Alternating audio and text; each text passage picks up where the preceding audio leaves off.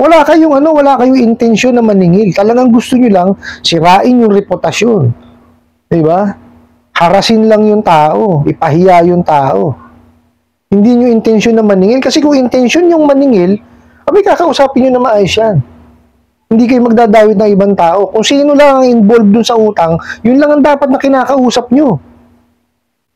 'Di ba? Nasa batas yan eh. O, kung sino lang ang involved dun sa utang, yun lang ang dapat sinisingil at kinakausap. O, dadamay nyo yung pamilya at saka yung mga kaibigan na ninakaw nyo doon sa contact list. Mga gago pala kayo eh. May nagtanong sa akin, Boss Ray, sana mapansin po. Totoo po ba ito? Sana mapansin. Isang araw pa lang ang due ko, ganito na po ang email sa akin. Reminders. Ikaw ay seryosong overdue na sa aming system at paulit-ulit binabaliwala ang aming paalala. Makipag-ugnayan sa amin upang maiwasang matawagan ng iyong family and friends na maaaring makaapekto sa iyong reputasyon. Makaapekto ito sa iyong credit score at posibleng baka ang iyong credentials ay may transfer na sa CIC at ma-blacklist hindi lang sa aming kumpanya pati na din sa financial institution gaya ng mga banks at mga lending company. Posible din na makatanggap kayo ng notice at mapuntahan kayo ng field collector sa inyong barangay at workplace.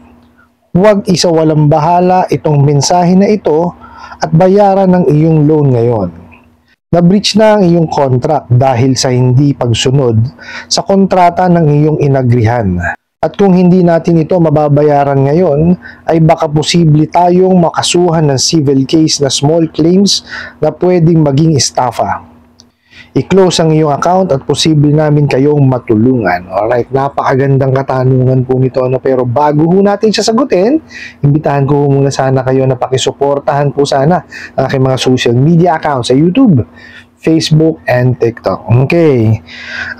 Tinatanong nyo po is kung totoo po itong mga ganitong klase ng mensahe. Okay. Unang-una po, pagka naka-receive kayo ng ganitong klaseng mga email, i-check nyo po muna yung authenticity ng email. Sa appearance pa lang po, makikita nyo na eh. Kagaya ho nito, wala akong subject. Di ba? Kasi yan, pag magpapadala kayo ng notice, lalo kung galing sa isang departamento, nakalagay po, legal department eh. So, dapat yan, formal. So, paano magiging formal ang isang email, kung wala man lang subject? Di po ba? Nakalagay ho, no subject eh. So unprofessional nitong mga to. Di ba? So it only shows na talagang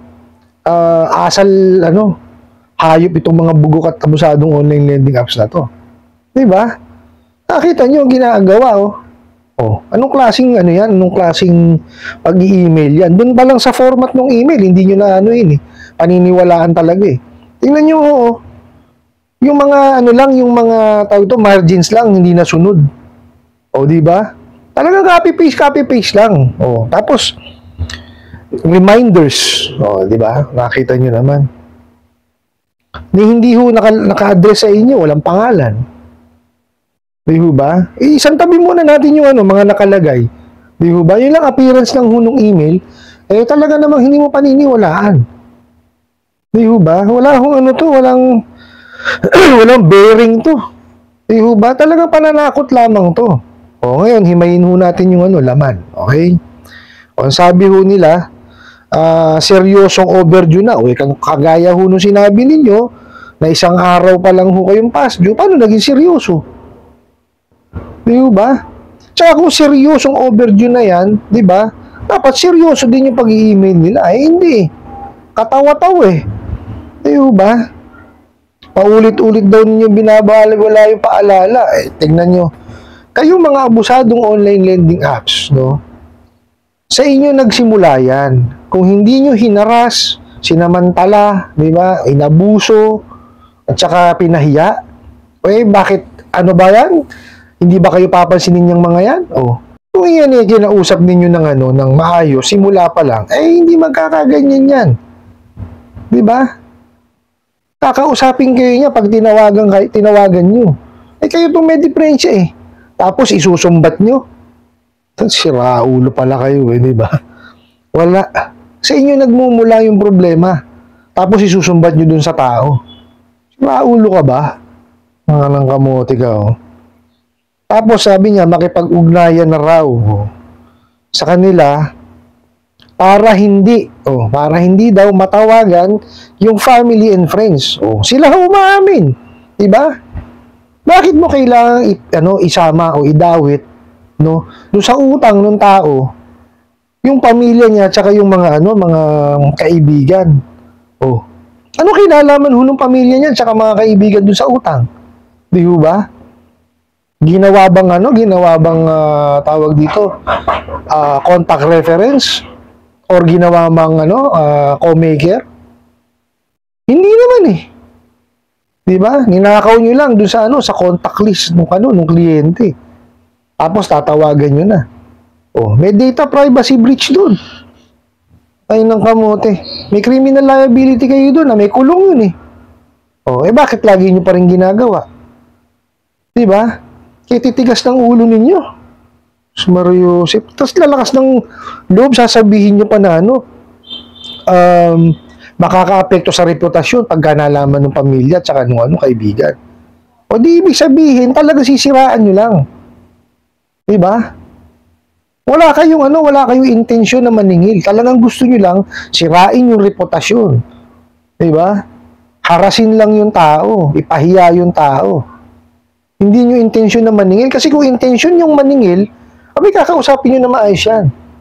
Hindi kayo magdadawit ng ibang tao. Kung sino lang ang involved dun sa utang, yun lang ang dapat na kinakausap nyo. Diba? Nasa batas yan eh. Kung sino lang ang involved dun sa utang, yun lang ang dapat sinisingil at kinakausap. Bakit dadamay nyo yung pamilya at saka yung mga kaibigan na ninakaw nyo dun sa contact list? Mga gago pala kayo eh. Marius, hindi ko maintindihan kung saan nanggaling yung mga katarantaduhan yung paniningil ko nun yan eh. Mariusip kayo. Ito pa. Baka daw maka-apekto sa credit score ninyo. At posibleng baka daw ang yung credentials ma-transfer sa CIC. Anong credentials? Kung kayo, submitting entity talaga ng CIC, obligasyon nyo talagang yan is isubmit sa kanila yung information. Mapanagbayad yan o hindi. Di ba? Maliwanag, wala kayong kaalam-alam doon sa batas na yun. Sensya na ho kayo, medyo maingay kasi tabi ho talaga ng kalsada tong kwarto ko eh. Di po ba? Wala kayong alam doon sa batas na yun. Mapayan nakapagbayad o hindi, obligasyon ninyo na isubmit yan kung kayo ay submitting entity ng CIC. Tsaka batas ho yan. Yung CIC batas yan. Supposed to be yan, lahat ng lending, financing, and even banks ay nagsasubmit sa CIC.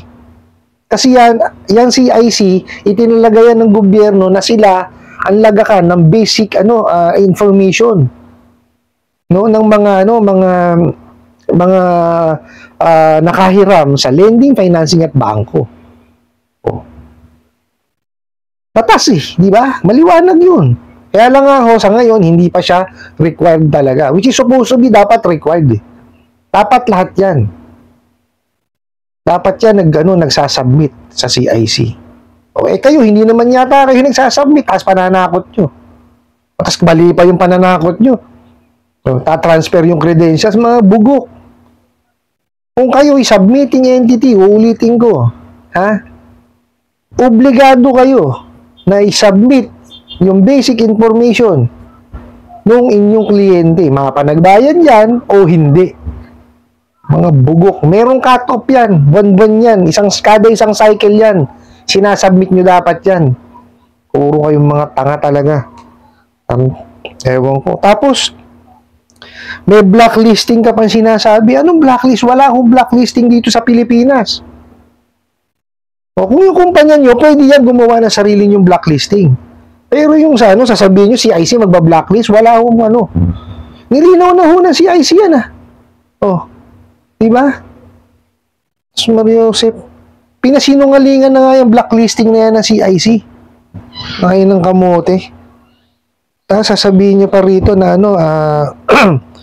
hindi na kayo makakaano sa mabablacklist kayo sa financial institution gaya ng banks tsaka other lending company bukod daw sa kanila. Wala nga akong blacklisting. Okay?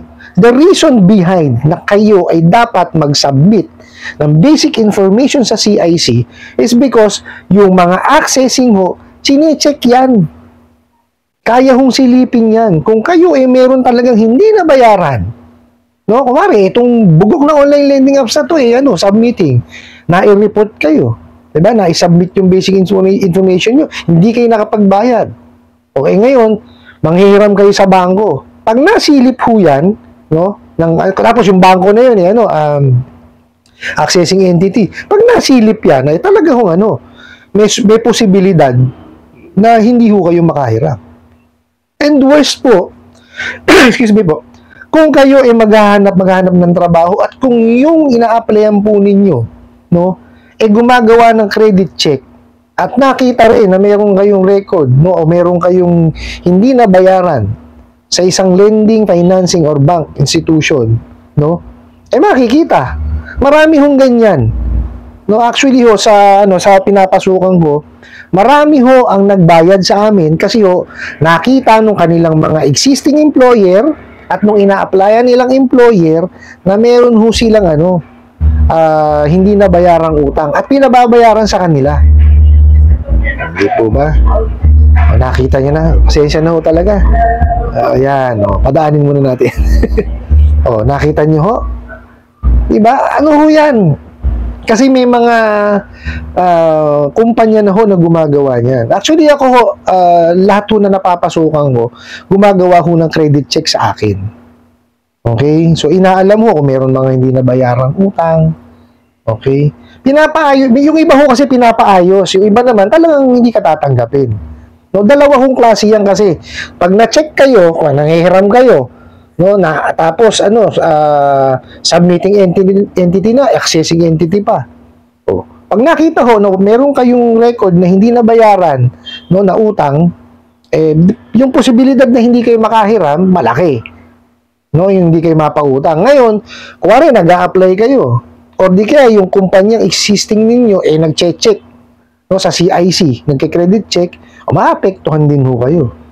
Di ba? Kaya nga ako lagi kong sinasabi, no, sa mga nagtatanong o nanonood po sa akin, pag-ipunan nyo tsaka bayaran. No, kasi obligasyon ho, no, yung lending, financing at bangko, no, na i-update yan pag nabayaran na ho. Kasi pag hindi nila in-update at may naipakita kayong proof na bayad na kayo, sila ho malilindigan, may mga penalties po yan. Okay, i-click nyo po dyan sa aking description box, nandyan po lahat yung tungkol sa CIC para malaman nyo po, pati po yung mga penalties nandyan. Okay po? Tapos may sinabi pa sila dito na posible daw na makatanggap kayo ng notice na pupuntahan kayo ng field. Okay? Sa inyong barangay at saka sa workplace. Gago talaga kayo mga abusadong online lending. Ba't sa barangay kayo pupunta? Diba may address kayo ng kliyente, hindi puntahan nyo sa bahay. Legal naman yung gagawin ninyo, yung basta. Ang importante, nasusunod po yung prohibition on unfair debt collection practices. Kasi dun sa prohibition on unfair debt collection practices, inilista na po yung mga bawal. Huwag nyo lang gagawin yung mga bawal na yun, pwede kayong pumunta sa bahay. Masakit kasi sa inyo mga bugo kayo, sa tawag pa lang, sinasaway nyo na lahat yun. Hindi nyo na sinusunod. Di ba kayo mga gago talaga? Ay, ng teteng. Tapos pupunta kayo sa barangay. Ano gagawin nyo sa barangay? Buti kung pansinin kayo ron. Di ba? Tapos sasabihin nyo, pupunta sa workplace. Ano gagawin nyo? Papahiyaan nyo na naman. Di ba? Pwede naman kayong pumunta sa workplace, basta discreet. Ang kukontakin nyo lang talaga yung kliyente, hindi nyo kung kanin-kanino nyo sasabihin na may utang yung tao. Di ba? Legal naman yun, yung pumunta kayo sa sa workplace. As long as, sabi nga sa inyo, nasusunod po yung prohibition on unfair debt collection practices, may lista na ho ng bawal dun. O, huwag nyo na lang gagawin yung mga bawal. Kayo ng kamote, o. Ewan ko sa inyo. Tapos, ito pa. Na-breach na rin na raw yung yung contract. O sa hindi pagsunod sa kontrata na inyong inagrihan. O, nandun na tayo. Na-breach. O. Pero kung kinausap nyo kasi ng maayos yan, ay baka ngayon bayad na yan. Diba? Ang mahirap kasi sa inyong mga abusadong online lending apps, no? Kaya hilig-hilig ninyo, akala nyo makukuha nyo sa takutan, diba? Sa pangaharas, sa pamamahiya, diba? Hindi nyo, gone are the days na gano'n ang paniningil. No, regulated na ho ang ang pagpapautang at ang paniningil. No? Baguhin nyo na yung style nyo. Marami na hong mga ola na dating abusado, ngayon ayos na. Matitino na ho sila. Kayo ayaw nyo pa rin magtino. Mario Joseph. Mahirap sa inyo, no? Kasi hindi nyo nabanggit kung anong ola to. Baka mamaya ano pa yan. Tawag dito, revoke pa yan. Oh. Kalalakas ng loob nyo, di ba? Ewan ko sa inyo. No, tapos, meron pa akong sinabi dito. Teteng talaga. Posible daw pong makasuhan ng civil case, okay? Na small claims, okay? Na pwedeng maging stapa, gago. Ano magiging stapa yun? Sasampahan mo nga ng... Sa inyo na mismo nang galing, ayan, sinulat nyo. Civil case. O, ba't magiging estafa? Ang estafa ay sa criminal case. O, kailangan mapatunayan nyo muna na, na nilinlang kayo. O, nung pinauutang nyo. Wala namang ganun mangyayari dahil kayo, pangalan pa lang nakita nyo, ID, tsaka yung cellphone number, binibigyan nyo na, dinidisburse nyo na yung pera. O, paano nyo ngayon mapapatunayan yan? Mga bugok. Wala nga kayong credit investigation. Wala nga kayong verification. Puro kayo decision, mga bugok. Mario Joseph, stapa daw. Tanga puta. Ewan ko. Tapos, i-close ang inyong account. Posible namin kayong matulungan. O. Di ba? Walang walang consistency yung mensahe. O. Tsaka, hindi ganyan dapat ang pagbimensahe sa totoo lang. No? May itsura pa lang ng email nyo, hindi ko babasahin yan. No subject. Oh. Diba? Paano magtutuunan ng pansin yan kung walang subject? Oh, di nga. Gusto nyo lang mangyari, talagang takutin lang yung kliyente nyo. Paano kayo babayaran talaga ng mga yan? Mga bugok talaga kayo. Diba? Hindi ho ganyan ang paniningil, Mario Joseph. Ako sa totoo lang, gusto ko na mag-conduct ng seminar para sa inyo. Libre. Matuto lang kayong maningil ng mga kamote. Mario Joseph. Dun sa nagpadala po ng katanungan, wala ko ibang sasabihin sa inyo kung hindi pag-ipunan yan at saka nyo ho bayaran. Kasi baka nga no? Yan submitting entity ng CIC. Doble bukol nyo dyan. Biruin nyo, naharas na kayo, nasubmit pa yung basic data nyo sa CIC. So, magkakaroon kayo ng marga. Paano kung gusto nyo manghiram sa bangko? Di po ba na kailangan kayo ng malaking pera? Pag nasilip po yun, nako, medyo mayroong kalakihan ng posibilidad na hindi ho talaga kayo makahiram. Di ba? So, linisin nyo yung inyong pangalan. Kasi, yung pangalan ho natin lang, ang tawag dito, yung maipagmamalaki natin. Kaya wag ho natin sirain. No? Tsaka hindi naman ho ganun kalaki ang nahiram nyo dyan. Bayaran nyo na lang po. Pag-ipunan nyo siya, tsaka nyo bayaran. No? Tapos, kung talagang sa pakiramdam ninyo, pakiwari nyo, naharas talaga kayo, mag-complain ho kayo. Nandiyan ho sa akin description box din. Yung iMessage, dyan nyo dyan ho kayo mag-complain. I-attach nyo ho lahat ng proof ninyo. Pwede rin ho kayo mag-complain sa PNP, sa NBI, sa Department of Justice, no? Tapos sa National Privacy Commission, pwede rin po. No? Hindi ho kasi kayang, kumbaga, itama. No, ang isang mali, kung mali rin ang gagawin nyo, hindi nyo rin babayaran, di ba? Hindi ho No? ang importante ho kasi dyan, alam natin yung obligasyon natin, may utang tayo, bayaran ho natin.